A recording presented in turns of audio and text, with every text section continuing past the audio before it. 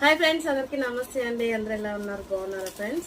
ఈరోజు అయితే నేను ఇంట్లోనే పచ్చడి ఎండి చేప ఫ్రెండ్స్ ఈరోజు నేను పచ్చడి ఎండి చేప ఫ్రై అయితే చేసుకుందాం అనిపించిందండి. చాలా రోజులైందండి అసలు ఎండి చేప తిని. పచ్చడి అయితే తింటూనే ఉన్నాను, కానీ అంటే మా వారు డాబాలో చేస్తారు కదా, సాంబారు, పప్పు, పచ్చడి, రసం, వాళ్ళు ఏం వెరైటీస్ చేస్తే అవి తీసుకొస్తాడనమాట. అట్లా అయితే ఎండు చేపలు తినాలనిపిస్తుందని నేను రోటి పచ్చడి అయితే చేసుకుందాం అనుకున్నానండి.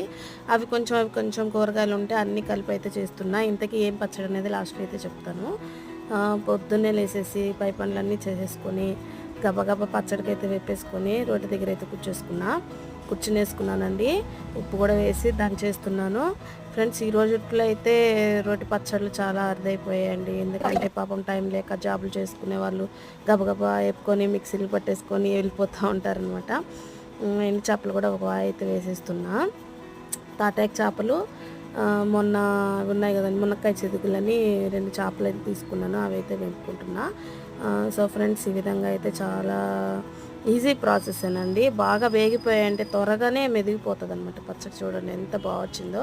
కచ్చపిచ్చగా ఉంటేనే బాగుంటుంది, మరి మెత్తగా ఉంటే అంత బాగుండదు. పచ్చడి అయితే తీసేసుకుంటున్నా. ఆరమ్మ కూడా చాలా బాగా వచ్చిందండి. పచ్చడి దంచుతుంటే చాలా బాగా అనిపించింది. అలాగే తెల్లగడ్డ, ఉప్పు కూడా వేసుకొని అయితే దంచేసుకున్నా. రోలు ఆరిపోతుందని నీళ్ళైతే పోసి నానబెట్టేసుకున్నాను.